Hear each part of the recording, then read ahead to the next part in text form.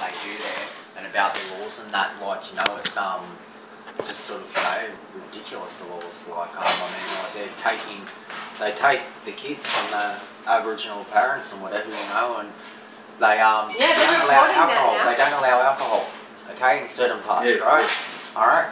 Like, I mean, that's just ridiculous. Yeah. But their currency is petrol. Yeah, I know. Yeah, one of my mates lives in Cairns, and I received an update on my Facebook account the other day. I just caught somebody sniffing petrol out of my petrol tank. In Darwin. Yeah. No, in Cairns. Cairns. Cairns. Yeah. Wow. So, you know, but yeah, it's Okay, so Senator Nancy Schaefer, a US senator, and her husband were suicided for this. So they had uncovered the elite satanic child ritual abuse network that was aligned with the Child Protection Agency in America. And they had reams of evidence and eyewitness testimonials of people coming forward and people being hypnotically regressed, and they had all the paperwork and affidavits ready to go. They were just about to give their eyewitness testimony before the court, and quite few, only a matter of days before the court case, they were conveniently suicided, and all their evidence and paperwork and computers and files were seized, mysteriously disappeared, and never seen again. Yep. So we're seeing this in America. We're seeing it with our Indigenous intervention program, as well as what they're doing with docs and children in state care going missing, and what you said with the cult child ritual abuse that you were subject to in your family. Like, they tried scaring me, okay, leading up to the actual incident. Yeah. They actually tried scaring me out of the place where I was living. They wanted me gone, and like, I knew my auntie, my youth worker, she actually said to me, she goes to me, "That book needs to be burnt," she said. And she goes, "That's really, really dangerous. You're playing with fire." She goes, "Don't take it in your house." She goes, "Something bad will happen. I know it will. I know it will."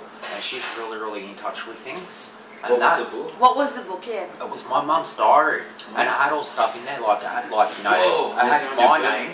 And then it had Wrist Cutter. And then it had Lyndon. And that was my brother. And then it had something else after my brother. But yeah, like Wrist Cutter and... well, just really, really crazy words like that in there. And but your mother was obviously programmed sex slave, MK Ultra, shattered personality. Thousands of personalities and like... imagine how many times she was fractured for that to happen.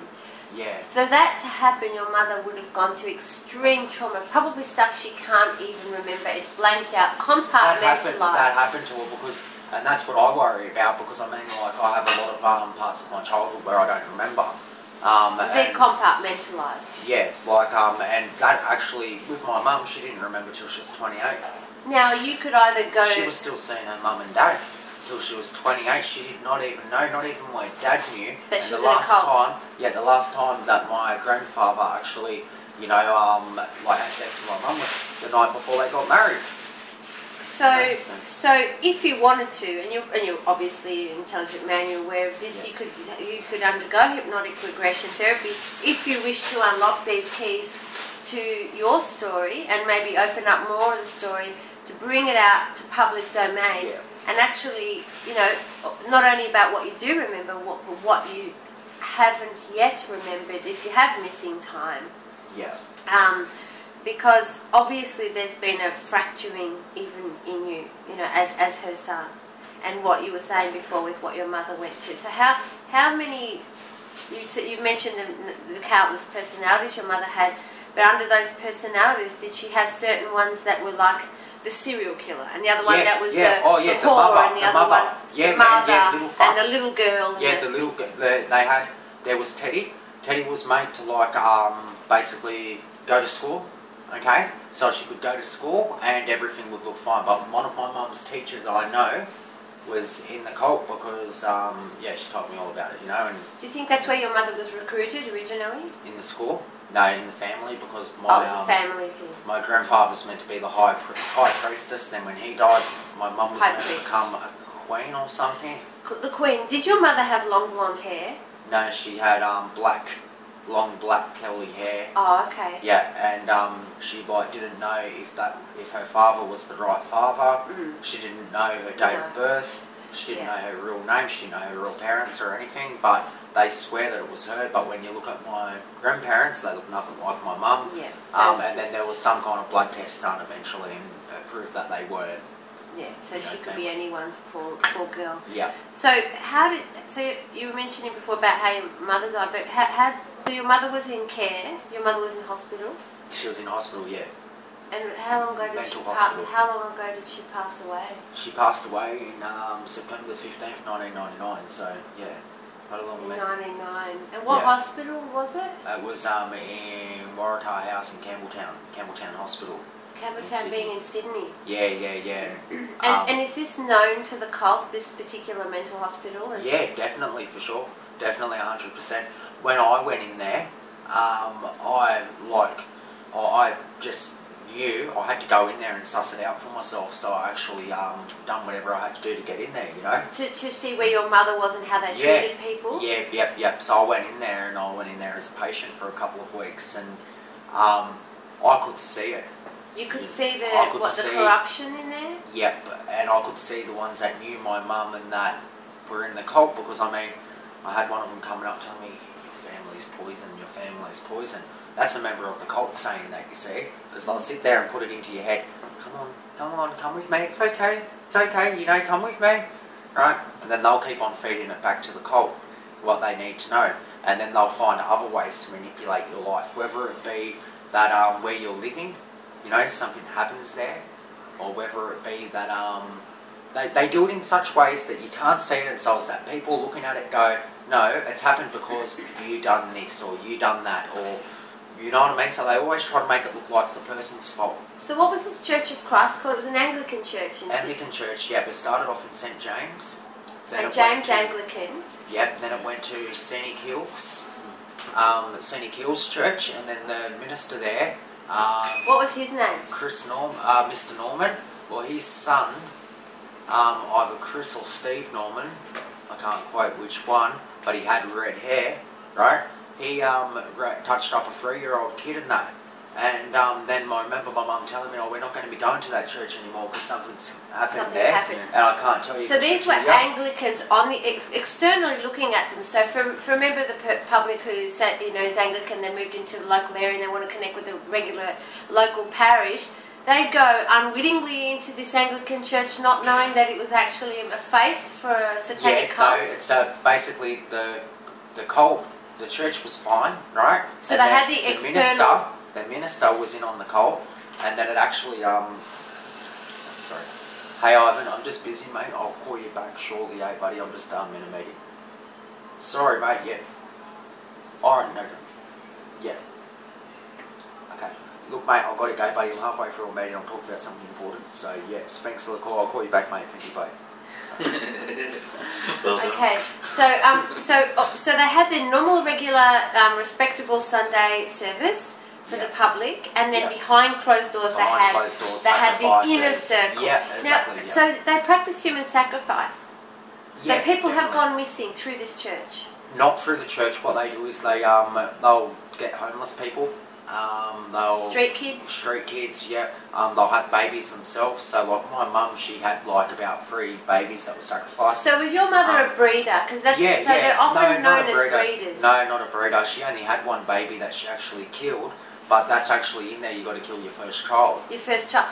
Yeah. And how many humans do you think altogether your mother was her own hand killed? In 1995, she told me that she can't remember, and I said, well, how many? 10? 20? She said, no. And I said, what, 90? She goes, no. I go, what, more? She said, more. And I said, what, 100? And it's 200 plus. Men, women, children, babies, women, children, whatever. She just said that was the number I got. Was she contracted to, or programmed? Programmed, yeah, man. She was programmed. Damn right, she tried killing me numerous times. How would she go about... Poison. She was poisoning our food, all us 3 kids. We all had stomach problems and that all the time. And yeah, it wasn't until I actually moved out and then You got into healthy. care You that I put got in- healthy. You put weight Yeah. on. Yeah, and so like I know for a fact because I can remember the taste of the cup when I used to drink it, and it used to have a funny taste in it. Do you know what she Yeah. used for poison? No, some medication, just some tablet that you Oh, crush okay. up. With. Did It felt a bit she? icky on the tongue. When you Do you think that it was Can't like remember. was it like a sedative? Yeah, probably. I don't That you know, could- or maybe something to actually Poison. slowly damage you and poison you. Oh, yeah. right, yeah. And I think that she was more or less doing it because like it sort of, I don't know, like to punish us maybe. You know what I mean? So how many people do you think this affects across Australia? And I'm talking about members. How many members do you think there are in Australia that are actively in this cult, programmed or sleeping cells?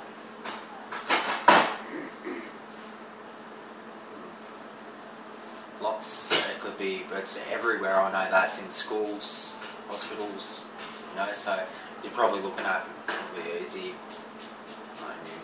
It'd be a big. I don't know. To be honest with you, I could not honestly. So put a number do you on it. think that this covers all socioeconomic and demographics? So are we talking police, teachers, doctors, nurses, judges? Yeah, judges, everything, Yeah. right through the whole course. So basically, when you go calling the police station, okay, to report that there's been a sexual assault or that, you know, whatever, or a kid rings up and says, help me, I'm getting hurt, well, they make sure that the person that's answering the phone is all clued up. So they try to get jobs in police stations and do screen, duties. So to like screen they'll them. put up their hand and say, yeah, I'll stay behind the desk and do all the paperwork today. Alright. Alright, or if they know that something's happening, right, they'll get called and then they'll turn on their radio and they'll be the first one to respond.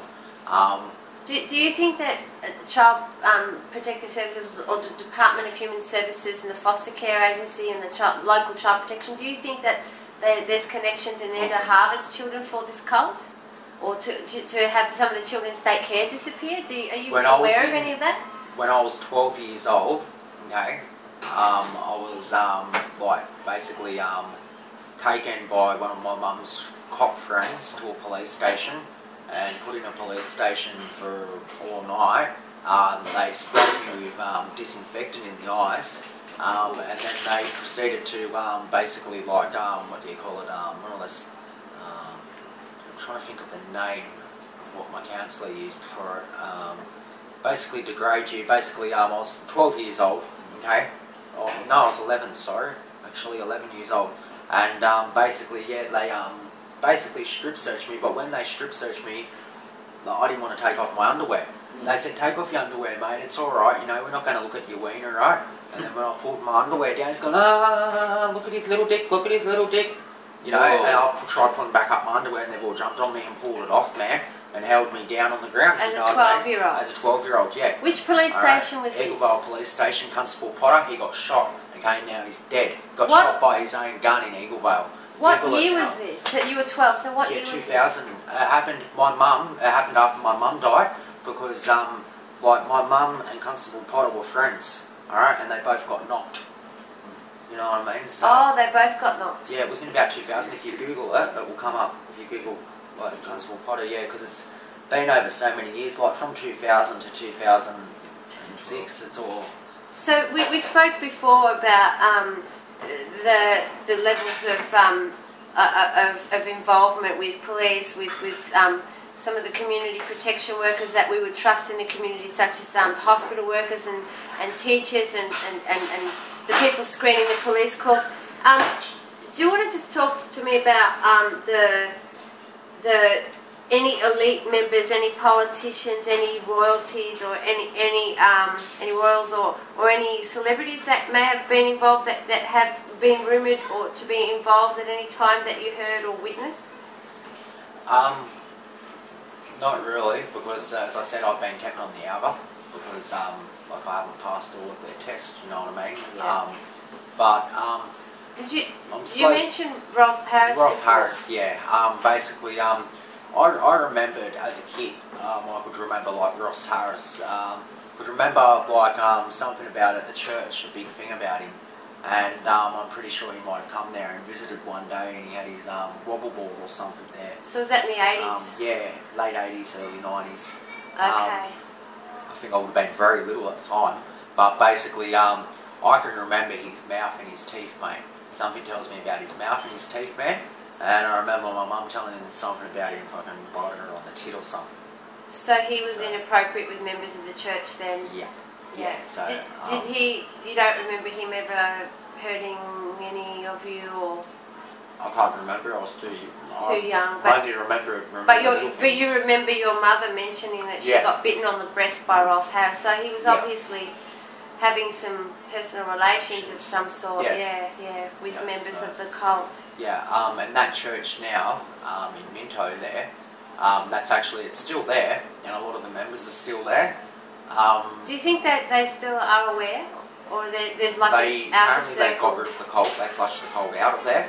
Apparently they changed ministers and flushed the cult out. But the thing is that they just moved to another church. You know what I mean? They go to another church and they just infect another church. Oh, so they just sign up as members. They infect whole areas. So what they'll do is they'll go into an Anglican church, and then they'll send more members into the next Anglican church down the road, and the next one, and the next one. So all the parishes are connected. So you're not going to have too many members in one church. So you can't say for certain that the one that you were involved in is still active, because you said that they may have flushed them out. But where do you think that they've gone? Do you have any idea where they're now? I don't know. I got told that they were, years ago, they were on Mersey Road in Bringelly, in a big white house there. I went looking for it. Is that in Sydney? Never able to find it. Yeah, okay. I was never able to find it. But the big white house, that was from back in the 60s. You see, so I went looking for it, but could never find it. You know, so I actually lived out there. I actually went and got a property 2 streets away from there. I was planning to, take them down, and I was planning to actually go and fight. I was planning to rock up, and that's when I went looking on the full do you have any personal contacts that may still be in the cult that you could contact and find out where they are without getting yourself embroiled in it again? But just more of a hi, how are you? Miss you guys. What are you up to? Have you got anyone that you could maybe contact, or have you? I know they're at St Timothy's Anglican Church. I know that they're in Hillsong Church. They're very alive in Hillsong Church. Very alive. I actually had my mum come to me in my dream and tell me, stay away from the church, they are the cult. Yeah. Wow. Yeah, she actually came in a dream. Isn't that Cafe Gloria Jean's owned by Hillsong? I thought, is it? Sure. No, have to I'll have to Google that. Disregard that. I'll have to Google that before confirming it. Yeah, I do. I am aware that there's a. Not insinuating anything about anyone, but I did hear that there is it's a Christian church-owned cafe franchise. There's a link to it. Yeah. But I'm not saying what it is. That they are involved. I Not all Christian churches are bad. I know for a fact, like when I was escaping some sort of bad people involved in the drug scene. I went to the church for help, you see, and I ended up going out and staying in a house at I'm trying to think of the name of the place, out at Lincoln Way, and Bass Hill, not Bass Hill. I can't remember the suburb exactly, but anyway, so the Hillsong actually had a house, and it was rented. It was all these guys just renting together. And I'd always read the Bible and do stuff like that, and I had to stay out inside in the camper van. I couldn't, even though there was room inside for me to move in, they didn't want me inside. They didn't trust me because I was coming off drugs and that. And how it went like this. One of the guys, right, was absolutely had his arm around me all the time. Yeah, mate, yep, read the Bible, do this, do that, yep, good, This other guy, right, would poke fun the whole time, right? And he would tell the other guy, I don't want him here. He's a druggo, he's this, he's that, whatever. And then what happened was one night I'm laying down in the shed, right? And anyway, I was suspicious that I was being watched. There were all these holes drilled in the shed. Oh, you felt eyes on you. Yep, and guess what I heard? I heard, "You're faking it." Alright, that's the only time I've ever heard a voice. It's the only time I've ever heard a voice, and I heard it out aloud. A whisper saying, "You're faking it." Yeah, it's okay. Yeah, they were saying, "You're faking it." You're faking it. Yeah. Yeah, and then what I was actually doing was, I was actually pretending that I was tossing around pretending that I was tossing around in my sleep, and I was punching the pillow and making a few noises, and then I seen him like move down the side of the shed. Yeah, and then so he told me to listen for the voice of Jesus. Yeah, and then they came up. What a joke, eh? Yeah. How ridiculous, yeah. Playing God. I know insurance companies do a thing called gaslighting. They'll do slight little things, and then when you can't really point the finger at what they're doing. Yeah. It's a famous movie back in the called Gaslighting or something. Yeah. Are you moving from here or? Yeah, soon. Yeah. Yeah.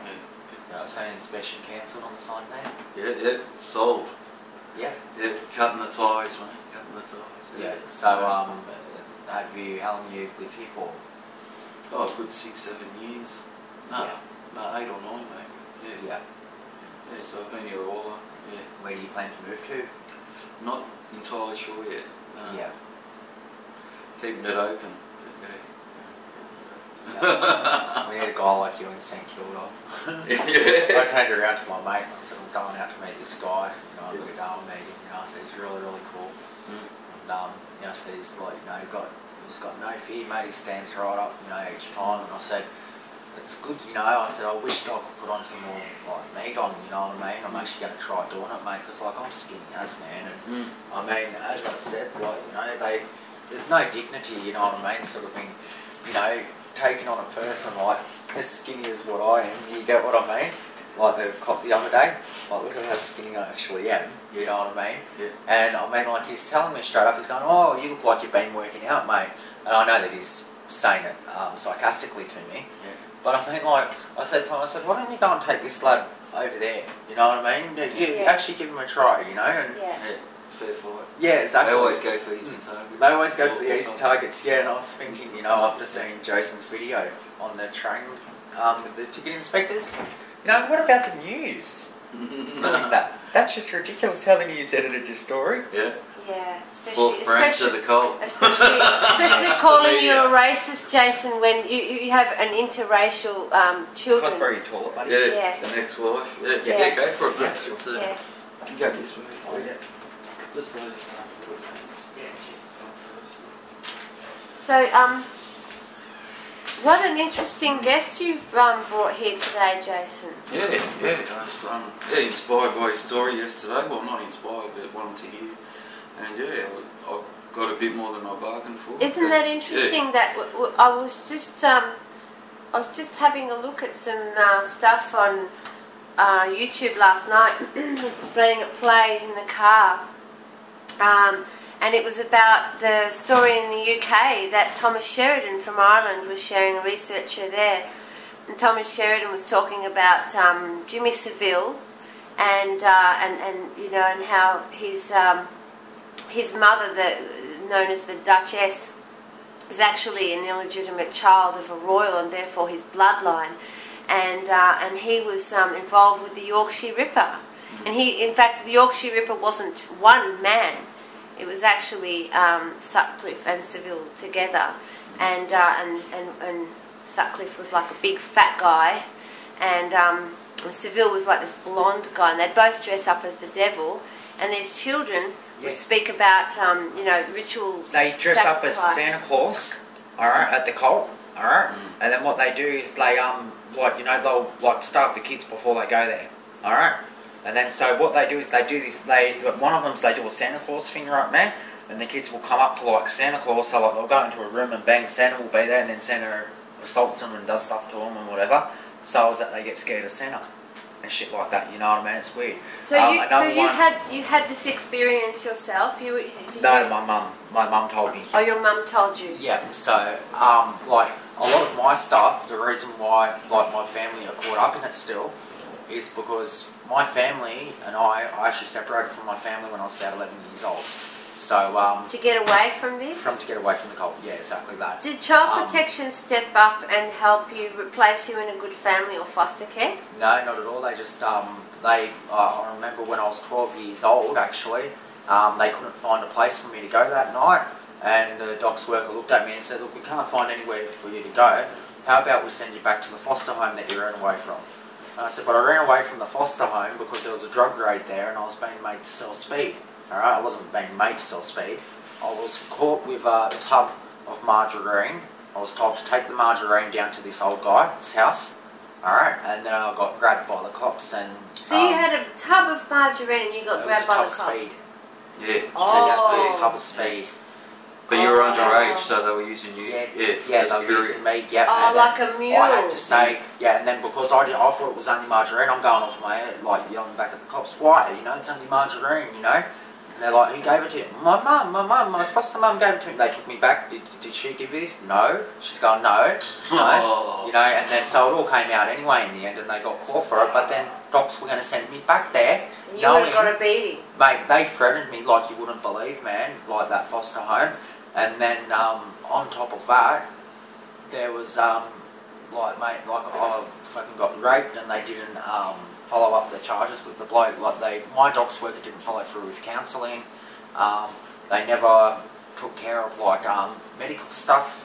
You know what I mean? How old were you when you were raped by that man? Oh, that was God, I was about 12 then. So yeah, I was in Redfern, and basically I was I was running away from home. You know what I mean? Because my dad was trying, and his new wife, they were like telling me that I had demons in me and shit. And then they would like pin me down to the ground and shit, man, and like, you know, tell me that they've got to like, you know, pray. Exorcise. Yeah, exactly. And then they'd end up hitting me and shit, man, and that, like, seriously. Okay. And so they tell me that they were beating the devil out of me.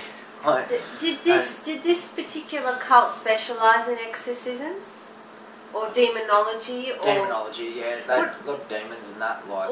tell me about the robes and the circles in the forest, and where was that place again that the old guys would meet together in funny robes? At Warragamba Dam, they do it now. That's where I don't know if they're still doing it there, but back in about 10 years ago, that's where they were doing it. They said Warragamba Dam. And is that where your father and his cronies were all sort of gathering? Yeah. Was it only men? Yeah, it was only men going that time, yeah. Yeah, men. How was your mother involved as the high priestess? How was she involved?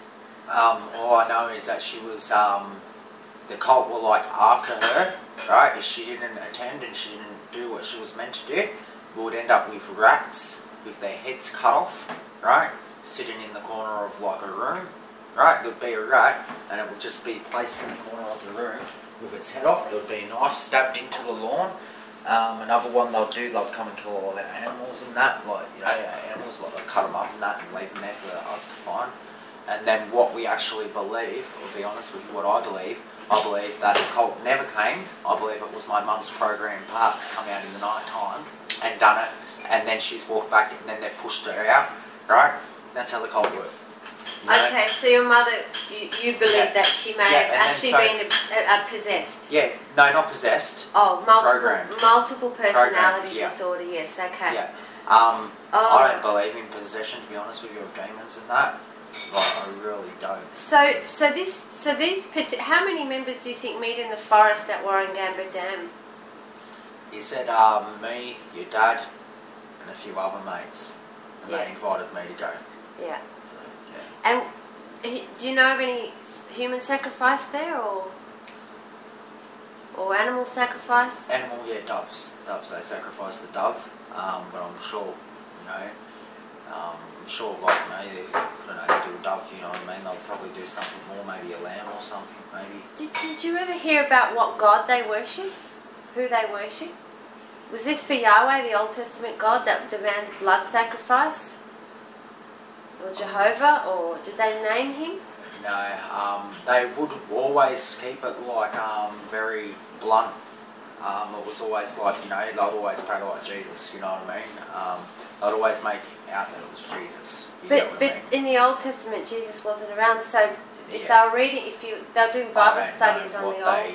Yeah, because I don't, as I said, like, you know, I know bit about the Bible Yeah, from yeah. what my mum told me, Yeah. but all I know about the Bible, to be honest with you, is that the Old Testament you don't touch, and the New Testament you take from there, but it's a storybook, right? So, I mean, like, I've just stayed right away from it because, I mean, whenever I get involved with any church or any kind of sort of thing to do with Christianity, Organised religion. yeah, the cult get involved with me somehow. Oh, yeah. So you're probably better off, that may be a trigger, and so you're probably better off just staying away from anything occult-related, religious-related. I could really sympathise with what you've expressed, and, you know, your family history and your mother's obvious fracturing, and even your own fracturing and missing time. Yeah. Yeah. Like you're missing what, months, years of your memories? A couple of months here and there, a couple of days here and there and that, but more like when I was younger, like going to school and that, like blocked out probably months, like whole terms. I don't have much memory, like, at all of it, you know what I mean? So, I think it's better just sort of not, you know, diving into it and getting hypnotised to find out. Because, I mean, like, I tried doing something about what happened to me when I got sexually abused at the police station, and... Oh, that's clearly sexual assault, what happened to you at the age of 12. Yeah. Oh. They didn't have any record of me being there, and they said they couldn't find the record. And I got a letter back. That's when they destroyed the security camera tapes or anything like that too. And they didn't even have a record of me being in, because afterwards they even sent me to juvenile detention. Yeah. Alright? And then no records. No record of me being there either. Okay. Yeah. It'd be interesting what they... and I rang the jail themselves too. I rang the jail, I rang the courthouse, right? Because they actually threw a charge on me as well for assault, right? And I mean, like, man, when you've got, like, you know, your mum sitting on top of you, man, and your brother and your sister, and they're all bashing demons out of you, man, and you jump up and grab a knife and then run at them because you're scared. You've had enough. Yeah, like, man, I was the youngest in the family, and I had them all sitting on me, pinning me down all the time, bashing demons That's out terrifying. of me. They got to my mum. My mum's friends got to her by telling her that your son's possessed, we're not going to have a thing to do with you. You know, your son's possessed. So this is part of the programming. I mean, obviously they were fracturing your psyche, and then if you are acting peculiar or acting out, I mean, your mother obviously had multiple personality disorder. I mean, no wonder. And I mean, no wonder that... Smith from no Sydney. wonder that you have missing time. Yeah. I know, like, Dr. Clive Smith from Sydney, I know he's involved with the cult. I know that for a fact. So who's his child psychologist? psychologist? He's a child psychologist, actual child. Yeah, and he over-medicates. Okay. Yeah. Well, let's name him and shame him. Now, I'm not surprised that you are suspicious of authority, and that you hold no trust in those that are paid to serve and protect the community. If you've had mishandling in psych wards, in the school, in the foster care system, through the juvenile system, and through the local police over your years, and even your own family are not safe, let alone foster families, I see that there's been a lifetime of adults and people who are entrusted to take care of your welfare, and you have had absolute abuse of that trust over and over and over. Not once, but the system has failed in every way. That's medical, school, Dr. Freelander. Yeah. He's another doctor that's involved in cancer. Dr. Freelander. Yeah. What's his first name? I don't know. Dr. Freelander from Sydney? What part? Campbelltown. Campbelltown. Yeah, he's definitely involved. He's one of my mum's friends, and my mum used to use him to, you know, cover things up. So, like... What things did he cover up? Just anything to shoot. They would, so the school wanted to know why I was saying that my little sister died and things like that. And then so he would say, oh, he's got problems, you know, and he needs medication. He should be on medication. He refuses to take his medication. So they were calling you delusional? Yeah, you got it, man. Yeah. And then my mum kept on running around trying to get me labelled delusional because she was the one that was, you know, really messed up, and she had to, you know, label it like, apparently because my eyes go black at times, I've got demons in me. So there, plenty of people have the natural colour of their eyes changing colour. And, yeah. Or their pupils Yeah. enlarge at times when you get excited. Or it may be due to whatever is in your system at the time. But irrespective of that, they were obviously trying to label you as delusional rather than owning up. So this gentleman has had, I was just saying before, Jason, that this gentleman has had a complete abuse projected at him from the school system, from the medical system, from the foster care, from juvenile system, from the police, in every area, and foster care, and his own natural family and his adopted family and his church.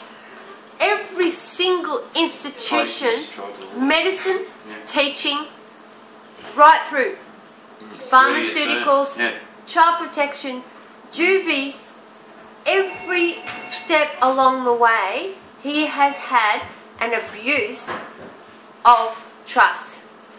And they have failed in their duty of care. Then the other day when I had to, like, you know, beg this... Definitely. Well, the other day when I had to beg that police officer to loosen up the cuff, man, and then he had to come near my hand to loosen it up, he was the same one that fucking squeezed it, sorry, swearing. He was the same one that squeezed it on there, right? And when it's actually gone on, like, say if that's like, you know, the handcuff. Oh, it's not like a... Sure. Say if that was like... Oh, yeah, there we go, that's better. Sorry. Yeah, say if that's like, you know, the handcuff, right? Mm-hmm. It was literally... Tight. Yeah, it was literally like... Strangling. Yep, like that. But I remember as soon as we walked into the police station, he was holding the handcuffs. Alright? And I felt it squeeze on right when the door closed in the police station. Alright? So you felt your Extra wrist tight. crunch? Yeah, extra tight, crunch, yeah. So like now that's all tingly and You got numb nerve right on. damage. Yeah, and I hope it's not permanent because I actually race cars. Did and you that, get so. Did you get the arresting officer's badge number or name? Yeah, I did, yeah. So what is the name of the arresting officer? Sergeant Lamburn, Tim Lamburn, and he's the operational manager of St Kilda Police. And he hurt you. Yeah, he's him and his officer, offsider. Can you? Yeah. What's his offsider's name? I don't know, but I've applied to the FOI, Freedom of Information, the police Freedom of Information. Do you know they've got their own section? Have they got a police integrity commission in Victoria? Yeah, they do. Yeah. I'm onto them as well. I rang them first thing. I sent them an email with my medical certificate because the lady said to me, send a medical certificate in, because I rang her, I told her that the cops were going to beat me up next time and they would. And like I said to her, look, fair enough, I've put my 2 cents in and I've spoken up, right? You spoke in defence of a defenceless man at the bank. Exactly. But like, as I said to him, you know, look, yeah, fair enough, I should have not said anything, but at the end of the day, even if I was shoplifting, even if I just assaulted somebody, that cannot be, you cannot torture a person to get compliance. They have a duty of care. And I asked them to put me in an ambulance afterwards because I knew that it was going to be bad pain, whatever, and they refused to. They told me to go and stand out the front and just ask for somebody to call me one. No duty of care. Yeah, that's right. And then so my partner, he died in 2 years ago now. He was 52. He was an alcoholic. He was a doctor. Okay, he's a very, very smart man. Okay, and I was looking after him. He had Alzheimer's, dementia. It was brought on by alcohol, but that doesn't matter. The fact of the matter is that he has dementia. He does not know his way home. He had not taken his medication for like 2 weeks. I phoned the police. I wanted to put in a missing persons report. They refused to take it because he's classed as transient, but he's not, because he's got a place to live. He's got on a lease with me, right? And then so what happened was that then I rang up the police station every day. I'd like to report him missing. No, we're not taking a report. I went in there. I'd like to report him missing. I want to speak to your sergeant. Right? Got nowhere. Okay. On the Thursday night, I got a phone call from Prahran Police. That's another police station just down the road from St Kilda. And they said, oh, we've got your partner here, Igor and Rico. Is there any chance you could organise for him to be picked up? He's very, very drunk. He can't go in a taxi, and we're not going to be a taxi service. And I said, look guys, I said, if you give the police at St Kilda a call, speak to the sergeant there who's on duty, type in his name, have a look, and you'll actually see that we've actually had a meeting and we've got an agreement about how we're going to deal with Igor. And there's two ways that we deal with Igor when he's in this condition. One, hospital. Two, you guys drive him home. Alright? I said, now I'm willing to come in and pick him up in a taxi. What about an ambulance? Alright? Ambulance, none. Right? And then so anyway, I told them I'd come in and pick him up in a taxi. They said, no, that's not possible because he'll vomit and he'll wet the taxi, whatever. I said, alright, no problem. How about then I just walk him, and how about I just slowly walk him home? I don't care if it takes 4 hours, mate, Yeah. right? Yeah. I'll sit down and sleep in the park with him if I have to, but... Get him home safe. Yeah. He had no shoes on, he had shorts, no jacket, was pissing down rain. Oh my God. Alright, it was October the 15th, I think, 14th or 13th. Anyway, 13th it was, the Thursday. He died on the Saturday. So anyway, he left the police station Friday morning at 4 a.m. They let him go. They were meant to call me when he was sober enough to be picked up in a taxi. They let him All walk right. home barefoot? They let him, no, not walk home, they let him go. They just said, see ya. Well, anyway, I phoned them at 9 o'clock at night Where's the and duty asked of for an care? ambulance because he hadn't taken his heart medication in 5 days. So I recited all of the medication that he was on, word for word, spelled it, how many milligrams he was on, everything, right? I asked the custody sergeant to call the ambulance and state that medication to him when they get there and tell him that he hasn't taken it in 2 weeks and he needs to be taken to hospital, he needs to be put on a drip and he needs to get that medication into him or he's going to die. Alright? No word of a lie, okay? They said, yeah, no problem mate, we'll call the ambulance, right? Well anyway, so they called the ambulance, ambulance came, they did not say a word about the medication, I've got verification from the ambulance service about that, okay? And then what's happened is that he was meant to get taken to hospital, okay? That's what the arrangement was, okay? And this He is a didn't. fine, upstanding member of the community that's just got some problems now. Yeah. I mean, he was a doctor Yeah, he was a himself. doctor, yeah. So anyway, what they done was they left him in the charge room all night. The ambulance told the officers that he needs to be warm, okay, because he was wet. Yeah. And so they gave him some extra blankets and some extra pillows. That was it, okay. But the ambulance were never told that he hadn't taken his medication, that he had a heart condition. Unfortunately, the ambulance that attended did not know Igor that night. If it was the same ambos that I know and that have always seen him, he would have been fine and they would have wrapped him up in cotton wool and saved his life that night, right? Instead, what happened was the cops turned around and said, his partner's drunk and he's ringing us up continuously, abusing us. I don't even drink alcohol. Never have, never will, okay? I don't drink either. So anyway, cut a long story short, and to get to the point, they let him go at 4 a.m. in the pissing down rain, no shoes on, right, no long With a pants, heart problem. with a heart problem, knowing he hadn't taken those 5 medications, and guess what? Friday night, okay, he had a heart attack and slipped and hit his head and died. Yeah, and then so Saturday morning I got the phone call. I was at Richmond Station because I just got a phone call. This bloke that had ripped me off the day before with $500 was meant to be down there, and so I went running down there, you know, in a taxi. And then when I jumped out of the taxi, I had no more money, okay? And then my phone rings and I said it was the hospital. I've gone, oh fuck, I don't want to answer this, man, but I have to, you know. Hello, what's wrong this time? Yeah, we've got your partner here.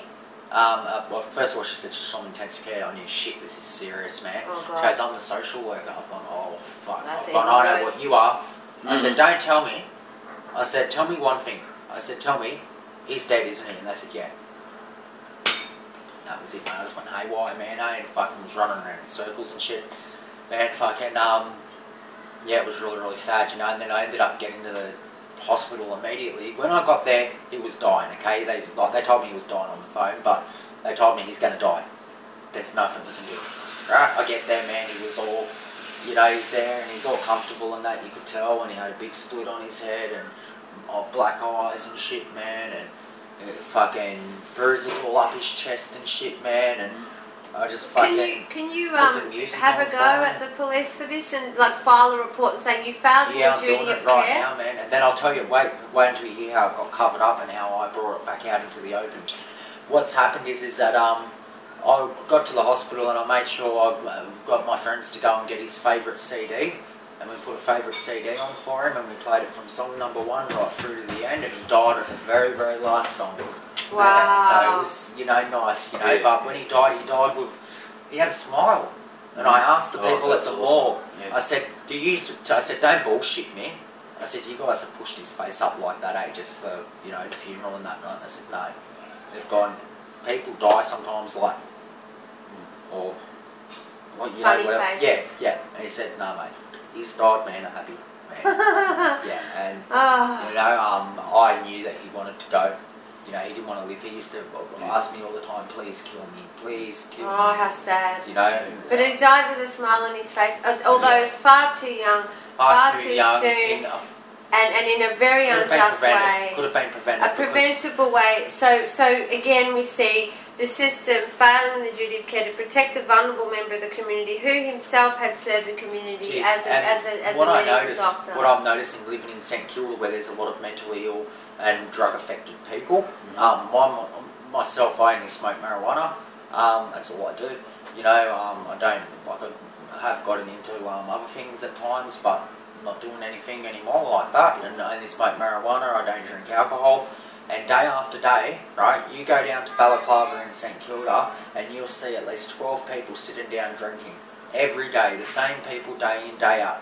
Now, they're all young people, some of them. Now, the police went up to that 80-year-old man when he was sitting there by himself.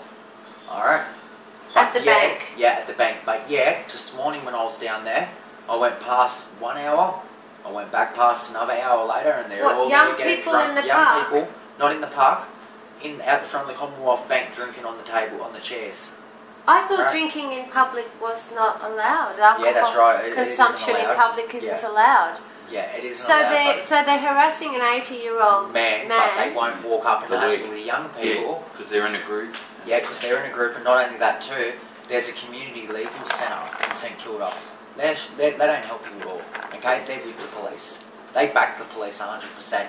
Any time that I've gone to court, I've just represented myself, and I've just made sure that whenever I make a statement in court and I have to represent myself, I always say, Your Honour, I'm sorry, Your Honour, that I have to represent myself. I do not bring any disrespect upon you, Your Honour. I respect you 100%. So you accept their jurisdiction? Yeah. No. And your name? Yeah, no. But if you're going to represent yourself, You act in honour. You have to. Act honourably, yeah. Unfortunately. Well, if you accept their jurisdiction, yeah. I've seen Jason's. Yeah. He lasted, 2 minutes before Yeah. Did they put you in contempt? No, I walked. They wanted me out of that court. You want to know something? ASAP. That's what the police said the other day. They looked and said, we don't put you in the cell. They've gone, do you want to do the paperwork? Do the other cop? And they've gone, look, we don't want to put up with him screaming for the next 4 hours. Just let him go. And they let me go. That's what pisses me off. So the squeaky wheel gets the oil. Yeah. Mm. Yeah. So. Well, I think you need to make a bit of squeaking about the failure of duty and care, time and time again with your definitely. personal life experience. I'm just going to grab a script. Yeah, go for it. sure. Yeah. So, Jason, what's your next step in your proceedings Yeah. with freedom fighting? Yeah, I'm due to go on Tuesday morning. Yeah, so I'll be doing Which one's this for? the booze bus runner. Okay. Yeah. So that's found on your Jason Macker YouTube channel, Yeah, corporate thugs. Corporate Thugs, Yeah. in which you go past, drive through a roadside breath test, Yep. and what happens then? Get chased by 3 cars. For how long? I get cut off the road. Yeah, it was only a few blocks. Yeah, it was only like a short chase. And I'm cut off. I'm stopped. Yeah, I stop. I talk to them. I ask them if I'm under arrest. They smash my back window. They strangle me against the headrest of my seat with a baton. Same baton he smashed the window with. Oh, is this so? Because I watched Corporate Thugs this morning before I came here, and I noted that your footage was abruptly stopped after the window breaking. So, Yeah, yeah. Did they actually remove footage from your phone? Yeah, because I've watched it on The Current Affair, and they've got a bit more than I've got on mine. So they've got the original police, They and kept my phone for 4 days, and they've chopped my video and left it. I thought they've left it not So touched. Current Affair actually showed a snippet more. Yeah. which means that you should ask them for their original copy. Maybe they've got the whole lot, but they haven't filmed or put on air the coppers strangling you. And in the fingerprints, they took me back to the station, and then they demanded fingerprints, and I said, I don't consent, I'm not giving them to you. And yeah, they got 9 of them around me. And one of them did thumb torture on my thumb, and that's still got nerve damage. Did you get his badge number? Yeah, I've got him. Did Kelso and Shane Roberts. Have you thought about applying Kelso. through the FOI, Freedom of Information Act, to get your film footage? Yeah, I want to get that. Yeah. Yeah. I'm thinking about calling the API. Is that a good idea? IBAC. Yeah, or whatever. And they if are. you're against corruption, honestly, they're useless, mate. Yeah. They'll tell you, oh, can we mail you out a form, or can we send you one in the email? You'll get it via email, you'll fill it out, then they have 7 days to reply to it. They'll just send you back a letter immediately just saying, oh yeah, you have looked into it, and basically we don't give a fuck, the police can do what they want to do, and you know, you're not going to, you know, walk all over us. So it's a pre-written, pre-scripted letter. Not really, I couldn't say that, because I've received a few different ones, so, but... Right, but it's a standard reply. Yeah, standard reply. Basically, you just got to keep on screaming until you get hurt, because I mean, like, how ridiculous is it, right? That those officers, man, have not been stopped and dealt with. And we have only got an ombudsman these days, haven't we? One person in Victoria, isn't that right? We've got a police ombudsman. Not sure. Well, basically, like, you know, you'll ring up, right? They'll tell you need to get the film footage, so you need to apply for the Freedom of Information Act. You say, all right, then, can you give me some advice on where I get this freedom of information, where I go? You need to speak to a solicitor, sorry. Okay? Alright, so what they do Make is a they contract try... with the You got it, solicitor. mate. They're trying to cut you off everywhere they go. So first of all, you got to find the right phone number. After you find the right phone number, they'll ask if they can email you a form. You'll fill out the form and whatever, then you'll wait a week or two, then you'll get a reply. Well, they hope in that week that you just settle down and don't complain. That's what they're hoping. You know, it happens all the Drunk time. enough to for me. a right by then. Yeah. Now, obviously, this system has got self-protecting It does. mechanisms in it, where their brotherhood is protecting itself or each other in all sorts of circles, whether it's medicine, education, police, child protection, and so and even church, Schools. and schools. That's like In Move out. yeah. what I was going to say is, Jason, when I was having a conversation with you this morning, was I can see the utter and total contempt and even belligerence of their conduct, where they're really not even following police protocol. Now, do you think it's a good idea, Jason, that maybe a few of us who actually care about our brothers and sisters, even those good people in uniform, because I'm sure there's good people in uniform, do you think it might be an idea to maybe educate them on this free man stuff? Definitely.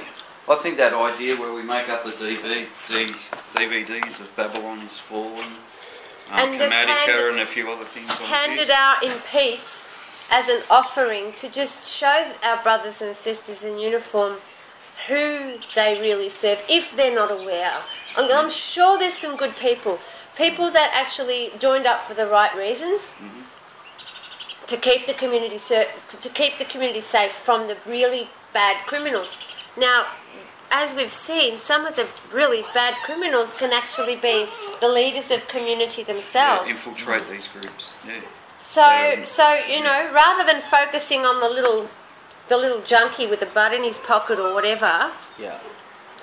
why don't they focus on catching the big guys, sometimes their own bosses, and arresting those that are